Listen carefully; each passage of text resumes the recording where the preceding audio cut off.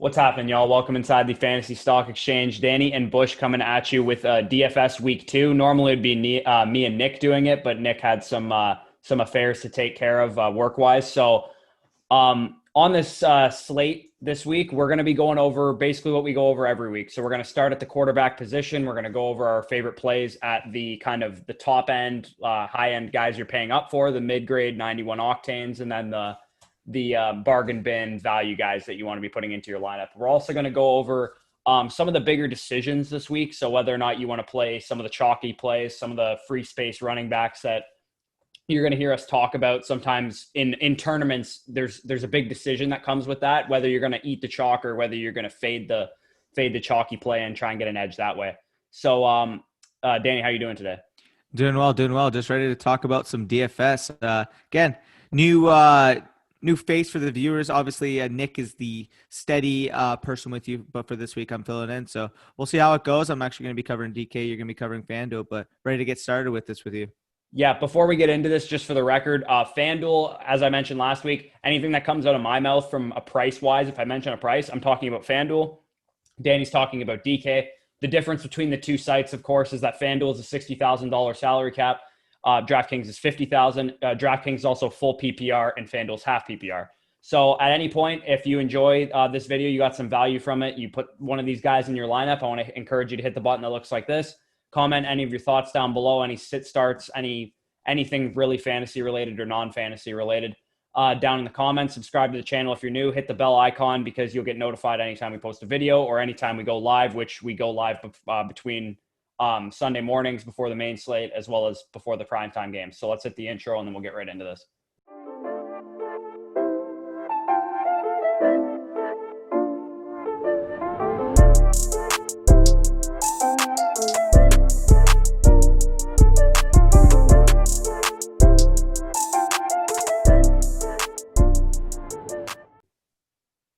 All right, so I teased it at the beginning. Some of the bigger decisions this week, I'll have this on the screen right now.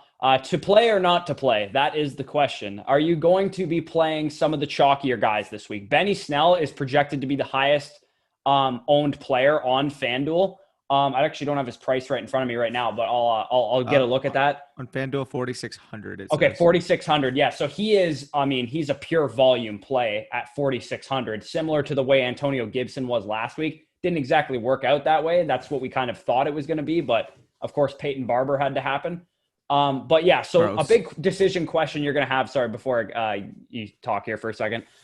Benny Snell is the free space running back. Usually there's one every week or two. And in your tournament lineups, in your cash lineups, you want to decide, because if Benny Snell busts and you don't have him in your lineup, that gives you like a 70% edge, right? So these kind of decisions are like what the more experienced DFS players are able to decipher what they're going to do. Yeah, for sure. I mean, if you look at it, a guy like Benny Snell, as you see there, 33.82% he's owned on FanDuel and currently, or projected to be owned on FanDuel.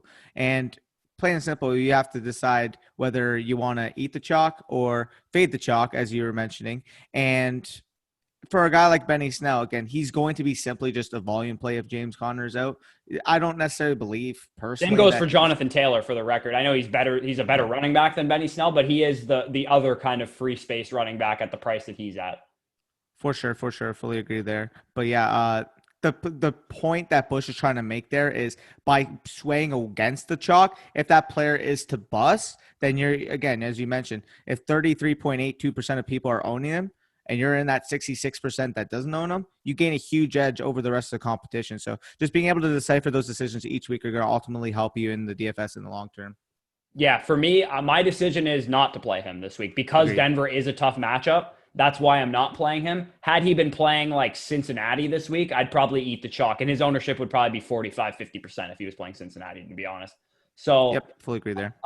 So aside from those guys, all those other guys that are on there are basically just they're basically just like high volume, like good matchups, like all that kind of stuff. They're great players also. So Zeke Elliott, Derrick Henry, Devonte Adams, Christian McCaffrey, Amari Cooper, Mike Evans.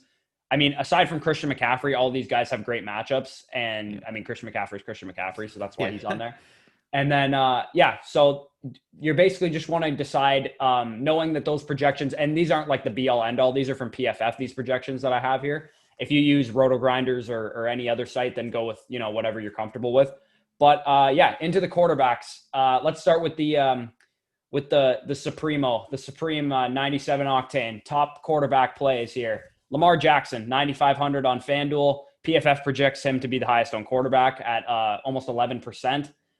Did DeAndre Hopkins make the Houston Texans schedule? Like, how did the hell did they get Mahomes and Lamar in back-to-back weeks to start the season? Like, I have no idea why the schedule makers did this to the Texans. Rip if you're a Texans fan.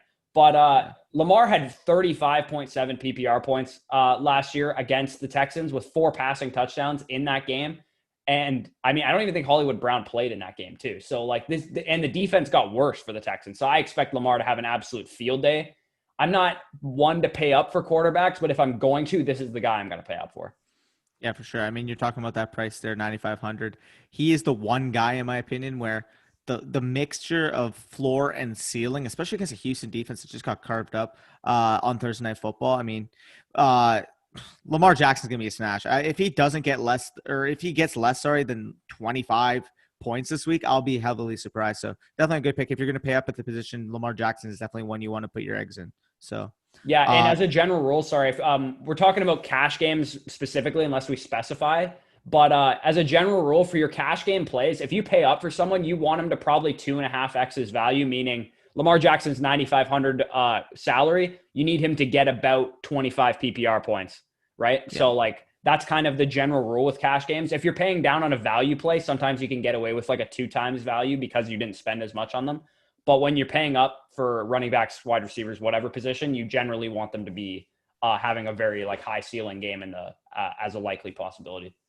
For sure. Now, segueing into the DraftKings prices, I'm actually it might not be a surprise to a lot of you if you watch the channel, but I'm going to be going with Dak Prescott at $6,800 on DraftKings. Again, the obvious option at the top, in my opinion, is Lamar Jackson versus the Houston Texans at $8,200. You covered him on FanDuel, but to kind of mix it up, I'm actually going to be going with my quarterback 2 ranked on the week on DraftKings, and he's $1,400 cheaper than Lamar Jackson right now. So Dak Prescott is set to torch the Falcons. We all know this. I mean, we saw what Russell Wilson was able to do last week, 31 for 35, over 300 passing yards, en route to the QB1 finish last week, nearly 32 points in 4-point touchdown leagues. So again, he's facing that depleted defense. I think that game in general is a lock to hit the over. I think that could be like a 35-31 type game, to be quite honest, knowing the struggles on defense that the Cowboys have as well. So in terms of game script, in terms of volume, Dak Prescott is as much of a lock this week as you can get maybe outside of Lamar Jackson, in my opinion. So definitely fire up those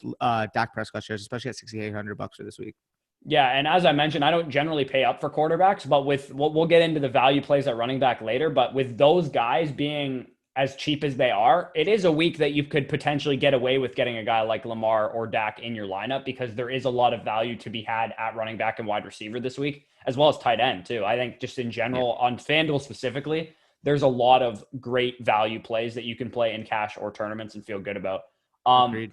On to the next kind of tier of quarterbacks. This is a guy who is currently in my FanDuel lineups right now, and that's Aaron Rodgers at 7,900. As well as Tom Brady at 7,600. The 2 FanDuel lineups I have one of each of these guys. Both guys should be very viable against porous pass defenses. The Lions and the Panthers are not stopping anyone. Ownership-wise, Rodgers projects to be the 8th highest owned quarterback. So it actually doesn't make him a terrible play for tournaments as well. I figured his ownership would have been a lot higher considering the week 1 that he had. But I'll put this on the screen right now. I went in to research how good is Tom Brady's matchup this week, really, and just the Bucs offense in general. Since Ron Rivera was fired prior to week 14 of last year, the Panthers have allowed in the 5 games that since then, 36.8 points per game. 37 points is what they're allowing per game over that stretch. And they're allowing over 150 rushing yards per game, like 237 passing yards. Their expected points of compared to an average defense would have allowed 17 less points than them. And they've allowed 11 rushing touchdowns and 8 passing touchdowns over that 5-game stretch. So, I mean, it's kind of a run funnel defense if that scares you away from Brady. But in a high-stakes tournament, experienced DFS players will know that it's a run funnel defense, and that could be the kind of edge that you could get. In a regular DFS contest or cash game lineup, I'd probably stay away from Brady because I do think it is going to be a game won on the ground. Primarily for the Bucs, and if it is through the air, then it's probably likely the Panthers performing a lot better than we think they would. Yeah, fully agree there. Again, Brady and Rodgers are both smash plays, especially at those values as you mentioned. Talking about my DraftKings pick for the middle tier type quarterback, and I was surprised when I saw this guy's price. I mean, it makes sense when you look at the actual matchup, but Kyler Murray at 6,100 is simply too cheap for me to ignore. Again, this is a guy who faced a tough matchup last week. People were asking, "Oh, should we start Kyler Murray, sit Kyler Murray?" He just went and played against, arguably, in my opinion, the second best defense behind the Pittsburgh Steelers last week and put up 27 points. So it just goes to show that, in my opinion, because of the propensity he has with his legs to add points, Kyler Murray is matchup proof. And at $6,100 compared to the other top options this week, What quarterback is that? Like how high up? He's the fifth most expensive quarterback on FanDuel at 8,000. I got him here. Let me just double check. I remember he was lower than anticipated. He's 1, 2, 3, 4, 5, 6, 7, 8, 9, 10, 11th. Wow. Okay. Yeah. So he is a much better. Like, if that, take that into consideration on FanDuel, I would say he's not worth it because Aaron Rodgers is $100 cheaper than him on FanDuel. But on DraftKings, yeah, if he's the 11th most expensive quarterback, I think he's my quarterback 7 or 6 on the week. So yeah, that's definitely a good value discrepancy there. For the record on DraftKings, Aaron Rodgers listed currently at 6,900, actually ahead of Dak Prescott, the guy listed on top. Yeah, so maybe whereas Kyler Murray's at 6,100. So talking about the matchup, obviously we saw that the football team was able to kind of limit the Eagles' passing offense again. Eight sacks, 3 takeaways. I understand that, but what we saw from Kyler Murray in Week 1 against, obviously on paper, a much tougher defense in the San Francisco 49ers, it's just too much to ignore. Again, was that a mirage for the Washington football team? Time will tell. But even if it wasn't, I mean, this is still a guy who, in my opinion, if you got Kyler Murray as the 11th highest costing quarterback, that's a smash any given week. And I don't care who he plays, to be honest.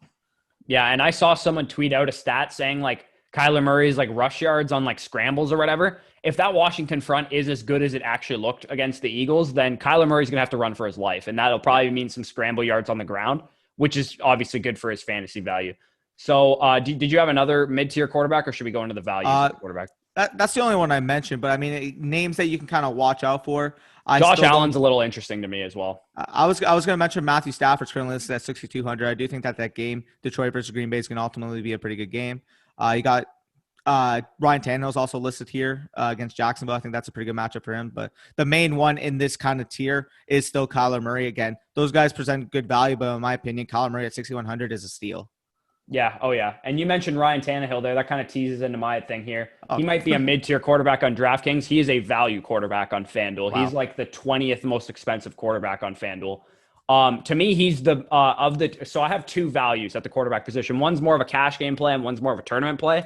I would say Tannehill is the cash game guy because, I mean, the matchup against the Jags is just unreal. And Derrick Henry carried the ball 31 times against Denver on Monday, and Tannehill still had like 20 points. Like he was still viable if you played him in like a DFS lineup or whatever. So I think Daniel Jones at 6,900 on FanDuel. Tannehill was 7,000 if I forgot to mention that. Both are pretty tournament viable in my opinion, but Daniel Jones I think is a very good tournament play because everyone's just going to look at the Bears defense and be like, oh man, like I'm not playing Daniel Jones, right? Like the Bears defense doesn't really scare me as much as it has in the past, to be honest. Like the defense that Daniel Jones played last week is far better than the Bears defense. The Steelers defense might be the best defense in the entire league. And he put up a quarterback 16 week against probably the best defense in the NFL last week.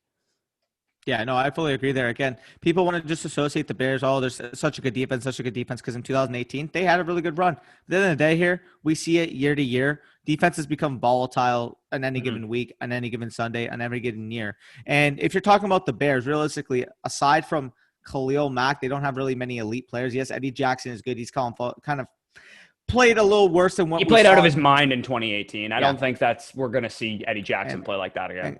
And Kyle Fuller doesn't scare me the way he did in 2018 as well. So if you're talking about other receiving weapons on the Giants, I like Golden Tate, Darius Slayton, Sterling Shepard. I still believe all of them can frankly have success. Even Evan Ingram. I mean, people are going to... and that Bears defense too, like has lost significant players since then. Like in 2018, Adrian Amos was like the leader of that secondary and he's gone. Prince Mukamara was had a very good season that year, and Bryce Callahan had a great season that year. Both of them are gone. Eddie Goldman opted out of the season this year, so like their defense is really like decimated. It's really Akeem Hicks and Khalil Mack and Eddie Jackson. Nick Kokoski as well. Yeah, He went yeah, to and he went to the Kwiatkowski Raiders. left too. Yeah, and Roquan Smith has not been as good as I thought he was going to be coming out of Agreed. Georgia. Yeah, no, for sure. I mean, coming out of Georgia, top 10 pick, I thought he would be similar to what we saw in Devin White, for Yeah, example, week 1. exactly. I Yeah, thought that's what we see with Roquan Smith. So mentioning that, yeah, the Bears defense is simply not what we kind of thought it would be. But talking about their offense, I'm going to actually go into my value at quarterback real quick.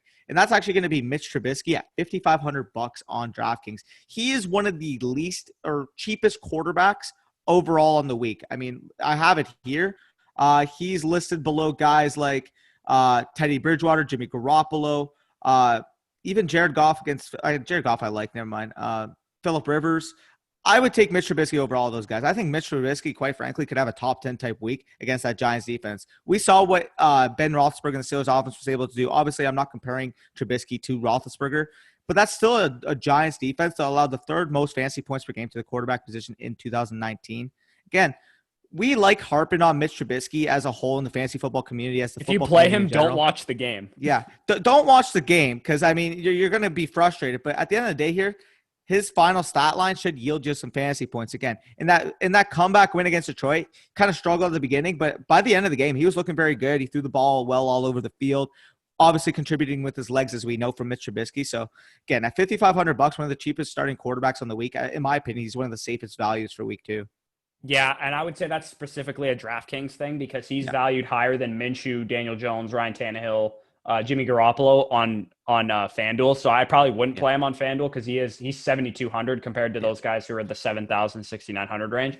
So I'd probably rather play guys like that. But yeah, on DraftKings, that price is very good. Like on DraftKings, the three guys ranked just below him are Drew Lock, Tyrod Taylor, and Ryan Fitzpatrick in order. And I would much rather have Trubisky over any of those guys. So yeah, for sure. And I think we didn't write this down on our sheet here, but I think if I'm going to pay up for defense, because I do think it is possible this week because there is a lot of value plays. If you just have some extra money lying around and you do want to pay up for defense just for the sake of not having like $900 free, you could just move up from a bad defense to a good one. I think the Rams defense should get a lot of sacks against the Eagles. The Steelers defense, if you can afford them against Drew Lock, should be kind of magical, to be honest. Yeah. And then Kansas City's defense against the Chargers as well, I think are all good options if you're going to pay up for defense. Again, not that I probably would. I'd probably rather use that money elsewhere to get up from, I don't know, Adam Thielen to Devonte Adams if I can or something like that. But yeah, so into the running backs. The top I just want to say one thing. Yeah, go ahead. Because you mentioned the defense that you'd want to pay up for. Even if you can, I mean, I wouldn't even mind Buffalo against Miami, especially if Parker, he's listed as questionable. The reason I didn't say them is because they're projected to be the highest owned. Oh, got you. Okay, that makes sense then.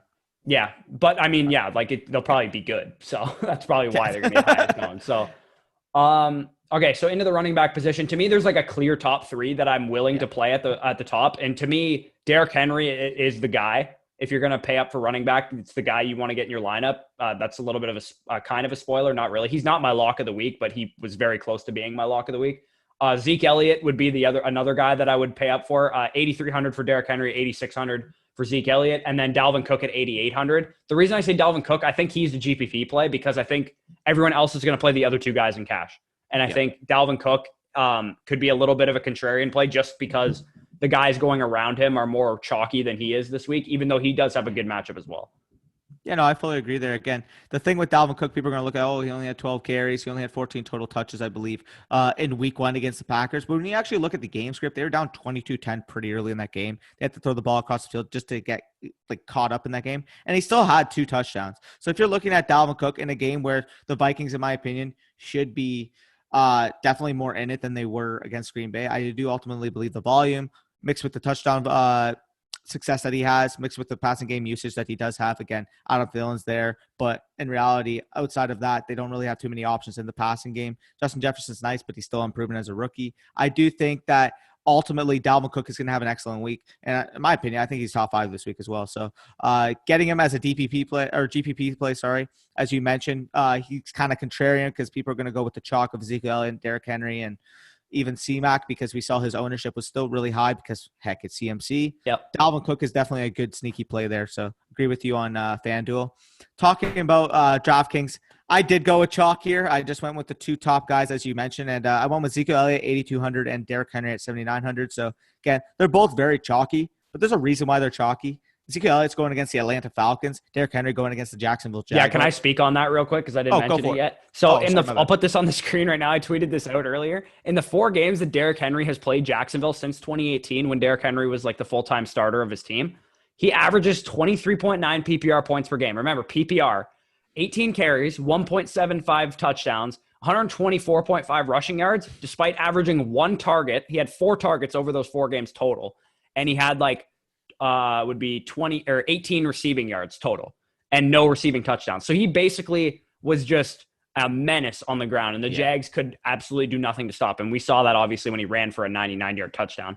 I think in general, this slate is a week that you can go with cheaper options, as I mentioned. If you only want to play one of these guys, like one of Zeke or Henry or Cook, or maybe you like Saquon or McCaffrey, if you only want to play one of them, you can definitely get away with that. It's not one of those weeks where there's no one at value and you have to play like chalky running backs and pay down at receiver. I think you can get away with playing, I don't know, if you want to play Zeke, I think Zeke is the guy that a lot of people are going to play. I think he's going to be higher owned than Henry, but Henry is the guy I'm going to go with. And then if you want to get Henry and then pair him with like Jonathan Taylor or Ronald Jones, there's like someone of lower value that you can play to offset the price you're sinking into Henry. Fully agree there. And you mentioned Zeke. The reason why he's going to be highly owned is because the Falcons defense just allowed Chris Carson to an RB7 finish this week on 12 total touches and 66 total yards from scrimmage. Keep that in mind. Zeke is going to absolutely smash both those totals. And yet Chris Carson was able to do that and still got the RB7 finish. He's also better than Chris Carson, too. Yeah, no, easily. I mean, you look at it. I mean, Chris Carson had 3 total touchdowns from scrimmage, 12 touches for 66 yards. So he was yards per touch was there. In general, I mean, Zeke is going to absolutely get fed the ball in this game, in both the passing game and both the rushing game. I mean, this Falcons defense is definitely susceptible to get dominated in this game. So definitely like that. And as I mentioned, in terms of game script, I do believe that both offenses are going to be putting up a ton of points. And as you mentioned, I mean, Henry against the Jaguars is if you're a Henry owner in general, like obviously we're talking about DK and FanDuel right now in terms of DFS, but if you're a Henry owner in fantasy football, the 2 matchups you look forward to every year is the 2 games against the Jaguars because, Derrick Henry is going to eat. Surprised this wasn't on Thursday Night Football. It seems like it is every time. Yeah, for sure. Yeah, I still remember that year, last year when freaking Leonard Fournette had a 69-yard run and he still finished with 66 rushing yards on the day. Yeah, so into the mid-tier of running backs, and this is a range I'm really not messing with this week because, as I mentioned, the top plays are just so good, and the bottom, like the value plays, there's so many of them. I'm saying Austin Eckler to me is my GPP play of the week because he's going for 6,900 on FanDuel, which is 41st projected ownership per PFF. So people are off him. At least they project it that way.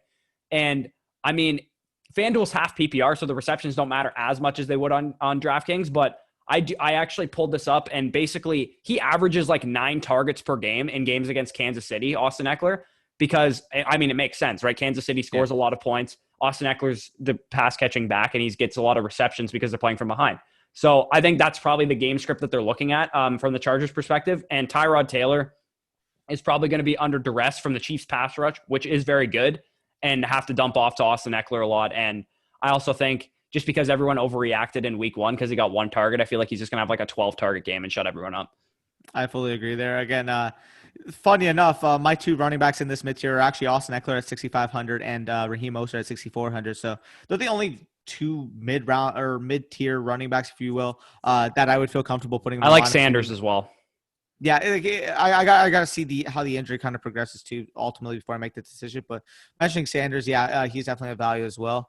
Talking about obviously Austin Eckler, you mentioned it pretty much. The Chargers will have their hand forced against KC. I mean, no matter what, people want to say, oh, Austin Eckler's not going to get the targets like last year, yada, yada, yada. I don't think the Chargers will have a choice but to give him targets against KC because KC is going to put up 30, 40 points in that game. So if the Chargers even want to be competitive, it would just be stupid not to give, in my opinion. How much is he on DK? Because DK is full PPR. 6,500? Yeah. Like, where does that rank among running backs? He's like top 15 probably? Let me just check it right now.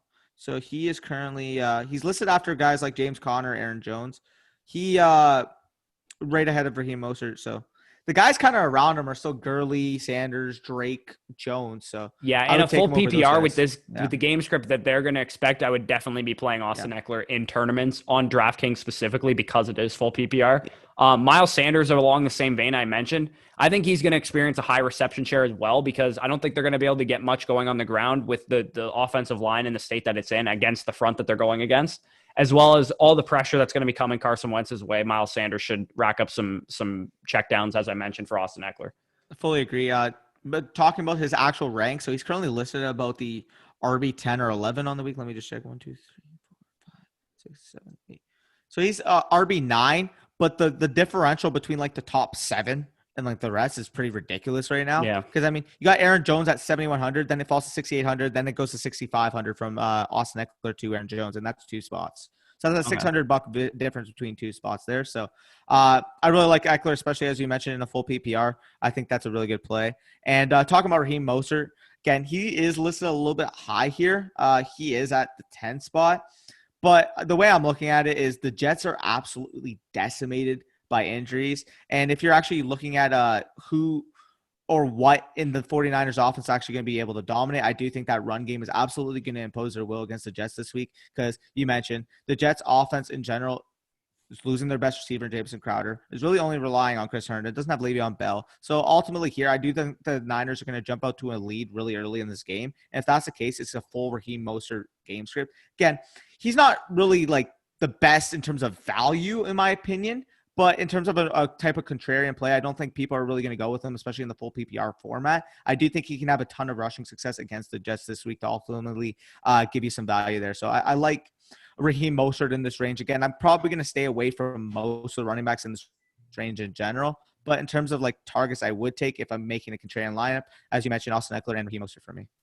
Yep. Mostert, yeah, I definitely would not be playing him in cash games. I think he's strictly a tournament play along with, Eckler you could play in cash games, but I think he's more of a tournament play as well.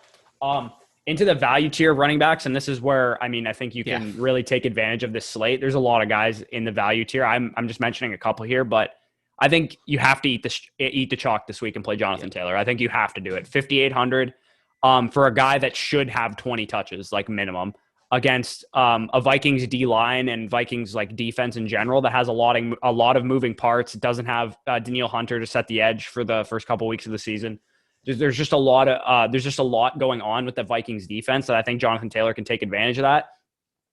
Ronald Jones at 5,900 against, you saw what I talked about, 155 rushing yards in the last 5 games that the Panthers have played and 11 rushing touchdowns in those 5 games. I think Ronald Jones, if he gets the 20 opportunities or whatever that he got last week, which I do anticipate happening because, it's not like he looked bad and Fournette looked good so that the workload's going to balance out or anything. He looked clearly better than Fournette. So I think he's going to be the primary ball carrier again this week in a much better game script against a far less ferocious run defense than the Saints. Yeah, I fully agree there. Again, you mentioned those options. Obviously, they are chalky plays, in my opinion, but there's a reason why, because they are absolutely primed with both matchup, with both value in terms of cross, that ultimately at this point, they have to be in your lineup because there's just no other way to put it, but their value is simply too good. Talking about that, I did pick Jonathan Taylor because, again, you have to eat the chalk on this one. This is just way too much of a smash. Again, in terms of relative proportion, he's kind of higher price on DK. Again, you mentioned that $50,000 budget on DK versus $60,000 on FanDuel. You mentioned he was $5,800 on FanDuel. He's actually $5,700 on DK. And while that's still kind of proportionally higher price, he's still a smash. You're looking at Jonathan Taylor.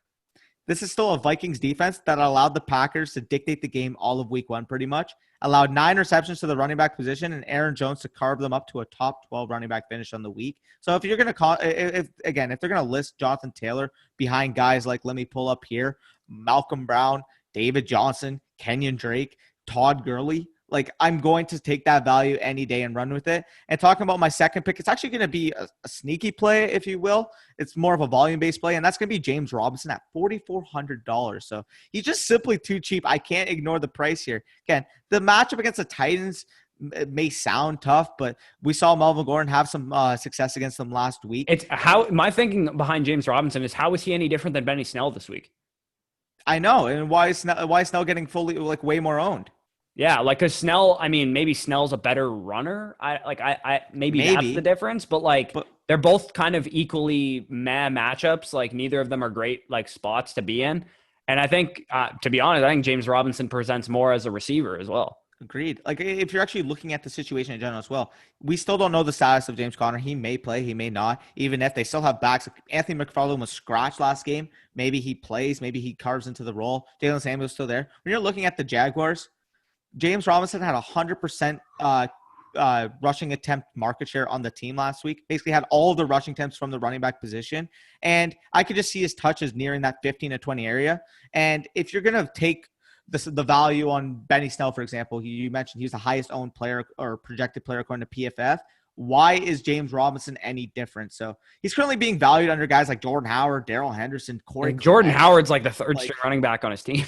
Yeah, like James Robinson too. Like we all thought Chris Thompson was going to be involved. Like Jalen Samuels and Anthony McFarland probably this week will be involved in the passing game, and I think that definitely caps Snell's upside on DraftKings, especially where it's full PPR. So I do think Robinson can take advantage of a couple of receptions. Another guy that I find I find myself actually gravitating towards in GPP. I don't think this guy's going to be owned at all because everyone's going to buy into the narrative that I've personally said myself that Matt Patricia is going to hold it against DeAndre Swift, that he dropped the game-winning touchdown. Well, that doesn't take away from the fact that DeAndre Swift still outsnapped every running back on the team, and he ran 25 routes last week. And if that continues, that usage continues, and maybe it even increases, knowing that he's in his second career game instead of his first career game, I expect him to get a lot of receiving work, potentially with the Lions playing from behind. If Aaron Rodgers torches them in the first two quarters, which I think is very, very possible, they could be playing catch-up mode and some garbage time. And we saw what garbage time did for the Vikings offense last week. Yeah, no, for sure. I mean, we saw Adam Thielen absolutely torch the secondary in that garbage time role. You're mentioning a guy like DeAndre Swift. Obviously, myself and you are both extremely high on him as a talent. And if he's able to carve up that role again, he's going to be a very contrarian play because people are going to buy into the narrative. People are going to go against the value, say, oh, $5,200, I'll just take a cheaper play because I believe he's in the doghouse for Patricia. At the end of the day here, as you mentioned, he outsnapped tournaments only. Do not play him in cash. Don't play him in cash. But in tournaments, because of the contrarian value, he is as you mentioned, the most used running back for the Detroit offense last week. Still ran 25 snaps, as you mentioned. And people are going to say, oh, he dropped the game-winning touchdown. Maybe that cuts down. No. At the end of the day here, he's still a talented, by far the most talented receiving back out of that backfield. In general, we don't know the status of Golladay. We saw what Marvin Jones happens if he is the quote-unquote alpha number one receiver in the offense. He simply just isn't really built for that. And I could very well see DeAndre Swift returning a ton of value. Again, you mentioned even in a half PPR format, he's going to get a bunch of receiving work. And if he sees the uptick that we do expect as the talent he is in that rushing game, again, do we really expect Adrian Peterson is going to get 14 rushing attempts every single game? Like, I ultimately believe that the talent's going to win out. DeAndre Swift's going to be able to chip into that backfield. So, to be fair, though, Adrian Peterson still is very talented. It's not like he's some bum. Yeah. No, for sure. He definitely looked good. But ultimately, if you're from Detroit and you know you're not going to be a contender for this year, in my opinion, are you going to stick with the 6-year-old running back in Adrian Peterson through the longevity of the season? Or are you going to go ultimately with the guy you just spent the 35th overall pick on and try to get him some more work? So that's the angle you can look at it as well. I definitely like that DeAndre Swift pick, though. You guys all know how high I am on him as a talent. So moving into the receivers now we're actually going to mention. Yep. I'll start this one off. We'll go with DK. So DraftKings for you guys. And these two are very chalky. I mean, they're the top receivers for a reason. And I'm going to be going with Devonte Adams and Julio Jones. I mean, if you're talking about Devonte Adams, there's a reason why he was our consensus wide receiver one in preseason between us at the FSE. And he showed why in week one. I mean, a ridiculous 17 target game against the Vikings last week.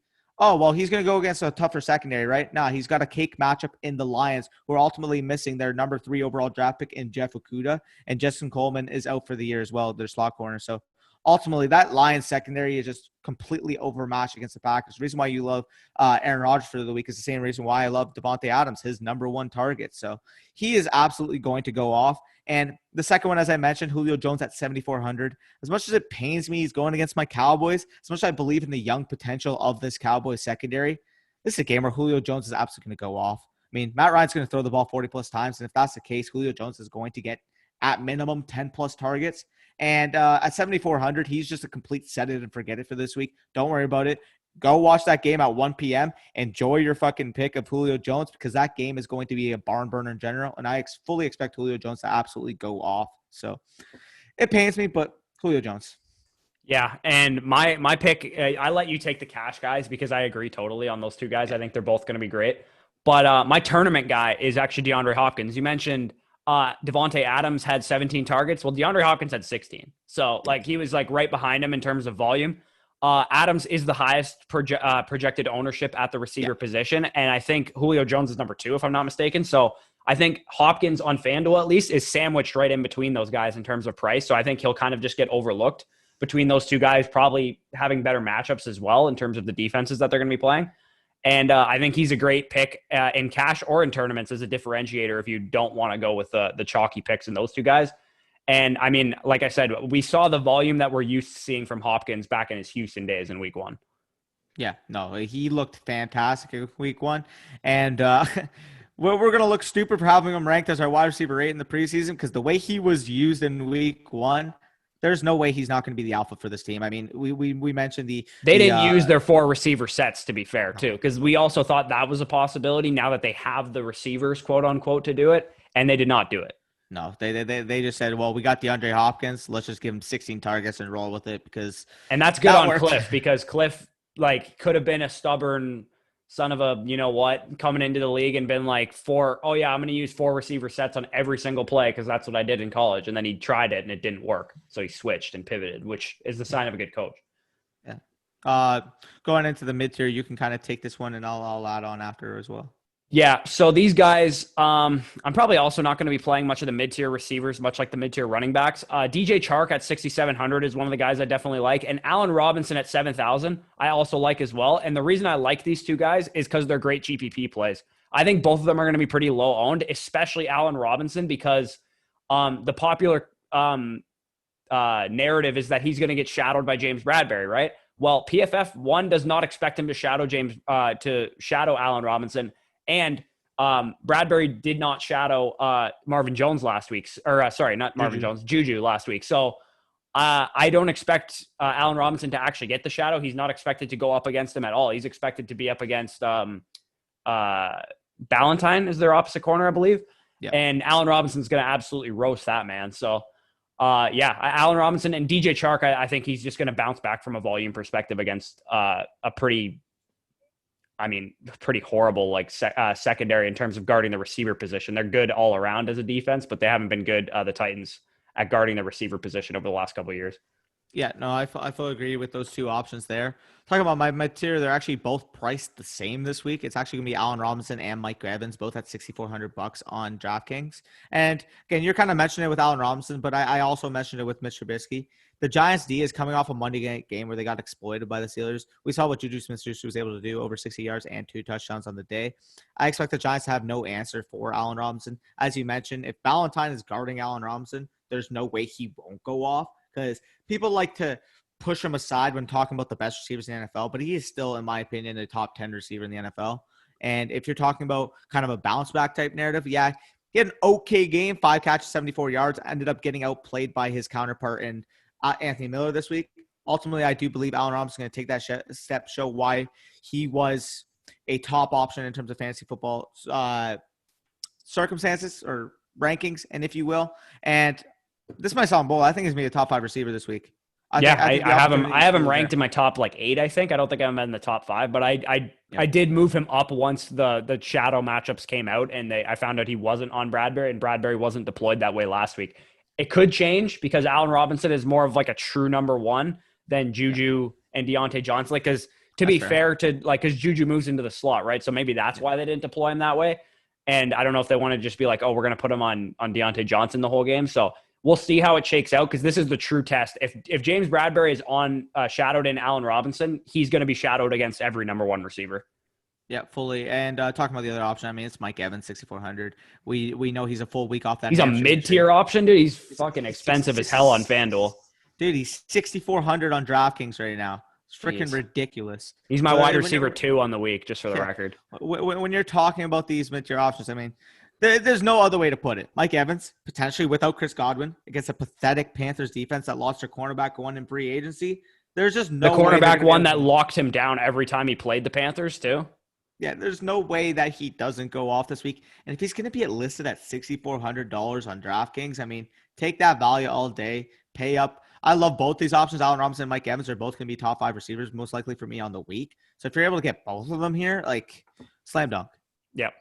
Into the value guys, we'll try and go a little bit quicker on these this next little bit. So the 2 cash guys that I'm willing to play as values, you kind of teased it. Scotty Miller, if Chris Godwin is out, is a cash viable receiver. We already saw he looks a lot better. As a Bucs fan, he didn't look that good last year. Like, he kind of looked like a rookie receiver. Didn't really fight for the ball at the catch point. Like, didn't really look like he knew what he was doing. Came from Bowling Green, so it looked like the jump in competition was a little too steep for him. But this year, he looks like a pro receiver. Like, he was playing on the outside 85% of his snaps last week too. It's not like he was getting the mismatched slot corners. Like, he played against outside corners, Janoris Jenkins and Marshawn Lattimore last week, who are good corner. Like, I mean, Janoris Jenkins is kind of washed, but like, he's an experienced corner. So, I mean, like a second-year receiver, 6th-round pick probably shouldn't be having his way with him like he did. And Darius Slayton, I mean, this dude's the number 1 receiver of this team, and he's 5,300 on draft or on FanDuel. And I know it's not the greatest matchup against the Bears, but as we mentioned, first of all, he's supposed to go up against Jalen Johnson, not Kyle Fuller. And Jalen Johnson had a nice week 1, but it's a rookie corner. Like, rookie corners are up and down. And then as far as tournament plays, I like Jalen Reagor because Deshaun Jackson is projected to be on Jalen Ramsey, or the other way around. But either way, they're not going to be shadowing him, I don't think. But Deshaun Jackson's going to see a lot of Jalen Ramsey, which means Jalen Reagor is probably going to get thrown at, because basically anytime anyone plays the Rams, they throw at the opposite corner of Jalen Ramsey because there's no point, because they don't have a good second corner. And then here's like a really deep one that if you're feeling really gutty, you can play, and that's Miles Boykin. And the reason why is Vernon Hargreaves III. That's why. That's who he's going up against. I fully agree with those options. Talking about my values, I'm actually going to be going with Michael Gallup at 5,600. Shocker. Am I right? And Corey Davis at $4,000. So Gallup at 5,600 with Amari Cooper banged up, going against a Falcons defense that allowed both DK Metcalf and Tyler Lockett to have both 90-plus receiving yards last week is just a slam dunk. And talking about, I mean, there's not much else to say, but you guys know how much I expect of that Atlanta-Dallas game. And if Gallup's going to be operating at minimum as the number 2 target, and if Amari Cooper's playing banged up, most likely as the number 1 targeted player on the Cowboys, 5,600 is just way too much of a steal to ignore. And talking about Corey Davis, I mean, he impressed week 1. We know what he did. 7 receptions on 8 targets, 101 receiving yards. With A.J. Brown questionable and looking... He's actually out. He's actually He's been ruled out since we started recording. He's out now for the record. Just for $4,000, if you're looking at a volume play, you can't go wrong there. Yes, he will be playing against C.J. Henderson. You can mention, like, was that the matchup projected by PFF? Let me check real quick. Just keep going. Yeah. Either way, even if he is projected to go against C.J. Henderson, if you're talking about the Titans passing game, you mentioned how he is. You mentioned how they did have decent volume despite giving the ball to Derrick Henry 31 times on the ground last week.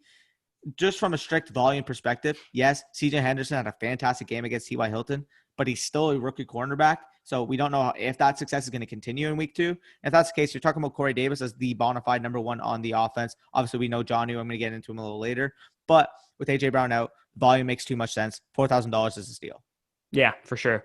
And let's get into no, we'll not talk about mid-tier defenses. We'll get into more value. I don't think there's any point of playing a mid-tier defense. You're either paying up or you're playing value defense. Anyway, let's get into the tight ends, and this one should be quick because I think these are pretty straightforward. Yeah. Travis Kelce is the top. Like, to me, it's no one but Travis Kelce. I know Mark Andrews is a very good play as well, actually, but the reason it's Travis Kelce for me so clearly is because the Chargers corners are very good, which means the wide receivers in this game are probably going to have difficult times creating separation, as hard as that is to believe for guys like Tyreek Hill and Mecole Hardman and stuff. But I think they're going to rely on Kelce to score primarily in the red zone, as well as just like between the 20s as well. I think Kelsey's going to have a monster game.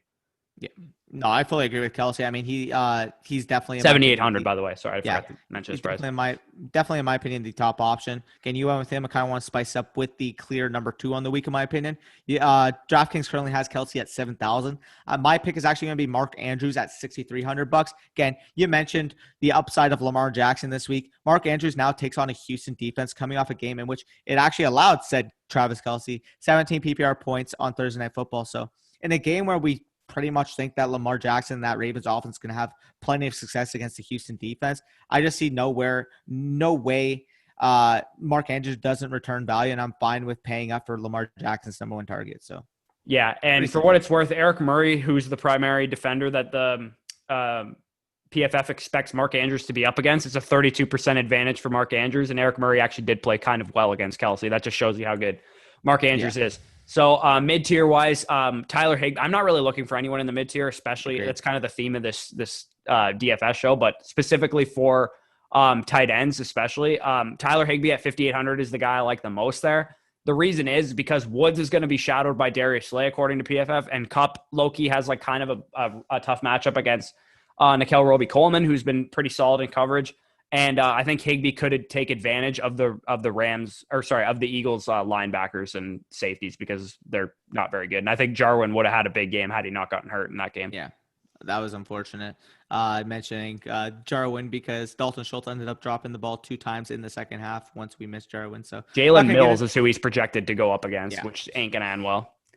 Yeah, fully. I'm actually going to mention a tight end on the other side of that game. You mentioned the Rams tight end going against the Eagles. I'm actually going to be mentioning Dallas Goddard going against the Rams. Sorry. So talking about that, I mean, the Eagles are absolutely depleted on offense, and Dallas Goddard showed out on Sunday against the Washington football team, if you will, as their primary receiving weapon. Again, if you're just mentioning it, 9 targets, 21.4% target market share in week 1. On sheer projected volume alone, considering the injury issues that the Eagles actually do have on offense in terms of both their offensive line and receiving corps, again, mention that receiving corps offensive line. You also got Miles Sanders coming off a hamstring injury. Not sure 100% how he's going to do there. I think Goddard at $5,000 presents considerable value and upside given the options on the week. So overall, I like Goddard.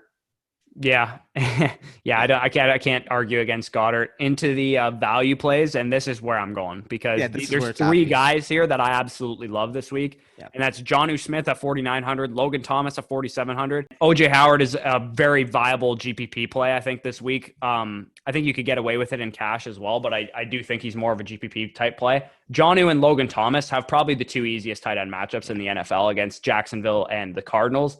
As I mentioned, Howard's more of a GPP play, but if Godwin is out, which I believe he's going to be, he ran 22 routes last week, which, and this is a much easier tight end matchup than the Saints was. So and he had a good game last week and looked good doing it. So I think Howard is also very viable along with Thomas and Jonnu. Well, you took the words right out of my mouth because my 2 tight end values on DraftKings, Jonnu Smith at 4,200, Logan Thomas at 3,600. Talking about Jonnu Smith at 4,200, kind of the same stuff I kind of echoed with Corey Davis. He's going against the same Jaguars defense that allowed 363 total passing yards to the Colts just last week. Even if A.J. Brown was scheduled to play in this game, I would still find 4,200 for Jonnu a value. But the fact that A.J. Brown is out and he's still at this price, I mean, you have to capitalize on this steal. And talking about Logan Thomas, again, he's kind of unproven, which is why he's only at 3,600. But if you're actually looking at the volume from week 1, he recorded 8 targets and had a 25% target market share, operating as the football team's number 2 target in the offense. Obviously, we know Terry McLaurin. Logan Thomas actually showed out to be the number 2 weapon on that offense. So at 3,600 going up against last year's worst defensive team against the tight end position, he's just a lock. So, yeah. Yep. All right. So let's get into the game of the week. So for a couple of reasons. One, because I didn't want to go with the chalk. 2, because I knew you would go with the chalk. I opted to pick Carolina at Tampa Bay. I guess we're just going to look like homers because we both took our home teams in these games. But as I mentioned, not to go for the complete chalk, but I think the play here is to stack the living hell out of Tampa. I think I expect this game to be an absolute slaughter. Every question that Tom Brady answered in his press conference, he sounded pissed off to have to answer it. Like, I think he's going to take his anger out on the Panthers. Brady, Miller, Rojo, Evans, Tampa Bay's defense, and then run it back maybe with one of CMC, DJ Moore, or Robbie Anderson. Probably not all of those options, just like one of them. I think that should be a way to stack your kind of game of the week if you believe this is going to be a high-scoring game like I do. Yeah, I fully agree. And as you mentioned, Bush opted to go against the chalk with the Atlanta Falcons versus the Dallas Cowboys. But if you guys have seen my IG stories, you know how much I love chalk. Little Jim joke right there. But this game is going to be an absolute barn burner and game of the week, in my opinion, quite easily. And to be honest, I wouldn't be shocked if we saw the quarterback 1, running back 1, and wide receiver 1 all come from this game, being most likely candidates Dak Prescott, Ezekiel Elliott, and Julio Jones, in my opinion. So I think Matt Ryan, if Zeke is the RB1, it's probably more likely that Matt Ryan's the QB1. Touchdown base, we'll see. I don't know. Yeah. We'll see. But either way, it still holds. And as a Cowboys fan, I'll be holding my breath throughout this game. But make sure you get some pieces of this game in. 1 p.m. on Sunday. And reap the benefits of that game, because it's going to be a shootout. As we saw with the Seahawks versus Falcons last week, I would not be shocked if we saw a similar type output game for those fantasy options. So game of the week easily for me. Yeah, and the Seahawks can stop people on defense a lot easier than the Cowboys can, in my opinion. So that game is going to be an absolute barn burner. So my stack of the week, and again, this is kind of chalky, but I think this is the cash game stack that I'm going to go with in most of my lineups, and that's Aaron Rodgers and Devonte Adams. They were, I believe, the highest scoring stack last week, and they should run it back and drop an absolute haymaker on the Lions secondary this week because, Aaron Rodgers looks like he's on a revenge tour from them drafting a quarterback who looked like the third scout team QB apparently in camp. And I think he's just going to absolutely torch the secondary. And I think, Adams averages 12 targets per game against the Lions in the 3 games that he's played since 2017 against the Lions. And he faced Darius Slay all 3 times, and Darius Slay is no longer there. So, he scored a touchdown in 2 of those 3 games too. So I expect Davonte Adams to have a similar stat line to what he had last week, to be honest. Like 150 yards and a touchdown sounds about right to me. Yeah, I fully agree there. Again, I mentioned Davonte Adams was my favorite wide receiver value on the week. So I'm all aboard that stack. I'm actually going to go into a little bit of a homer stack. Now, typically when you do a stack, it's usually with a quarterback one and his wide receiver one. But I kind of mix it up in terms of like where they're going to finish this week. You're going Dak and CD, aren't you? I'm going Dak and Zeke.